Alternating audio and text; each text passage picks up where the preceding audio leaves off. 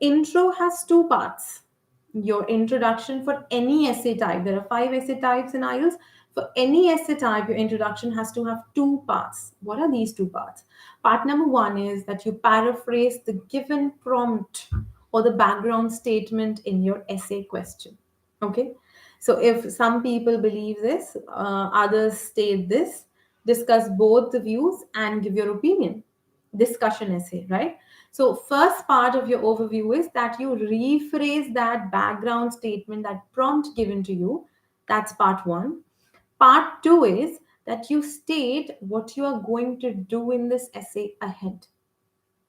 And majority misses this.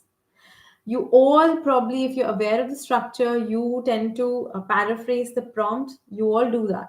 But when it comes to outline, people often write, this essay will discuss these things in detail. That's it. Your outline needs a bit more definition and a bit more, it has to be clear to the examiner when the person reads that the person who's written this draft has clarity of what he or she is about to write, right? And that's only possible if you've analyzed your question well and you've made notes. I discussed this in the previous writing webinar that we had.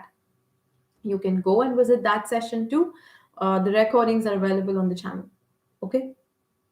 Now, so you have to be clear on this part that what should go in which paragraph. So these are the first two steps: standard structure and filling in the paragraphs with appropriate information. There should be no vague pieces of information going into your paragraphs. Okay. Also, the order, the sequence of the paragraphs have to be apt. Fine? Great. Anyone with any confusion until here or any questions around this, keep me posted, learners. Use the chat box right here. I'm here to help you all. Okay. And if it's understood, give me a thumbs up quickly if everyone understands what I just explained. The first two steps. All good? Great. Very well. Let's move on to step number 3. So, step number 3, learners, will be once you are done with this, the point is what you are writing in your paragraphs should have strong sentence structures. Now, see, when I say prepare a checklist, these 5 steps, if you know the standard structure, you know what goes in which paragraph, and you are following it properly. Then, third thing comes check for your sentence structures. Take one writing of yours, okay, and look at these 5 things in that writing one by one. If you are following the structure, good. Do you know what goes in which paragraph? Very well. Now coming to your sentence structures. Are you using variety of sentences, or you're using the same kind of, you're writing this the number of people in USA, the number of people in the UK. If you're writing it the same way, same structures, learners, you cannot go beyond band 5 in your grammatical range and accuracy. The parameter clearly states that it has to be varied. The sentence structures should not be repetitive. You have to balance the use of simple and complex sentences. That is, yes, very well. Also, you cannot use the same way or same style of writing throughout, like all your paragraphs. Let's say body paragraph 1 and 2 both. Okay, so you have to use varied sentence structures. Now, for this, what can you do? One way is short and lengthy sentences, wherein you use your connectors to add more information to the other piece of information, and like while, whereas, yet, but, all that, and you use. So you can structure complex sentences there also. But then, what other ways to showcase that I am presenting the information in different structures or different forms, and I have that knowledge. I possess the knowledge of grammatically correct sentences and different types of sentences. So number one, the mention of in task one, now I'm talking about task one as of now in your report writing specifically. So you can use the direct mention that these many number of people died, or this is the amount of production done by this specific country. So direct mention. Okay. Number two is you can make use of brackets to share the details or to share the information.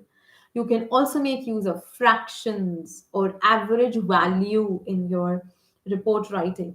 That's also going to make your sentence structures be different. Okay. And you're not going to use the same way of projecting the information, the data. All right. So you have to ensure that your sentence structures are not repetitive. This is really important, learners. Okay. That's step number 3 for all of you. Okay.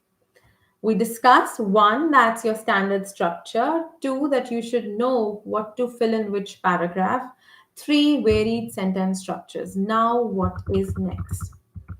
Once you are done with your sentence structures and when you analyze your writing, let's say you analyze one writing, you see out of 5 these are the 3 problematic areas, I need to work on them, you fix them, you draft another writing, you again sit whether I am good on these parameters, on these 5 parameters or these steps that I'm discussing with you right now. Then sentence structure is fine, I'm using structures. Then you come to your fourth point, step number 4, that is using strong and varied words in your writing. Strong as in you are not making use of words like do, make, all that, because I I have seen students writing this. Learners do use words which are, for example, if it's do or to do something. Why can't you use to execute something, to perform something? If something is done, why can't you say completed, accomplished? So as per the context, as per the context. So these are not alien words, right? You are aware of them and you can bring them into your writing. It's just a matter of practice. Okay, we do not have that practice of writing over and over, and we don't incorporate such words in maybe in our speaking too, because we don't really converse every day in this language. That can be another hurdle for us. But then it's okay. What can you do for this?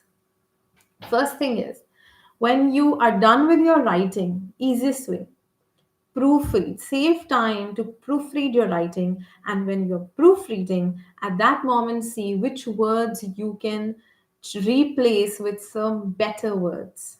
Okay. And you can surely do that. Not all, not many, but a few maybe, right? You can enhance your writing. So keep a check on this. You will have to try this. You will have to implement it. You will have to accommodate this in your practice, and then you will find yourself confident enough when you sit for your test, final test. Okay. Now in this part, that's when I'm saying strong and varied words. Strong words, fine. Varied words, avoid repetition of words. See, it's not that, you're unable to recall a synonym or you're unable to come up with any specific synonym of the word and you don't want to repeat it. Unnecessarily, don't waste your time. Don't waste your time. If you try but you're not fetching, fine, write that word and move ahead. But try your best. When you practice, practice at that moment too with varied sentence words, vocabulary forms. And you don't always have to use synonyms. You can change the form of the word. If you're writing accomplish, you can write accomplished, accomplishment. You can change it that way also. But yes, now for accomplish, only all the forms are coming over and over. That should not happen. Okay. You will have to be wise enough when you play with those words too.